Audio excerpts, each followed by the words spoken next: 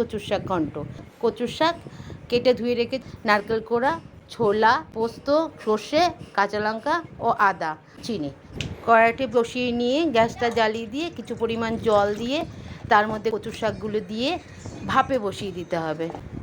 তো ঢাকা দিয়ে দিলাম, হতে থাকুক আর আমরা মশলাগুলোও বানিয়ে নিতে থাকি।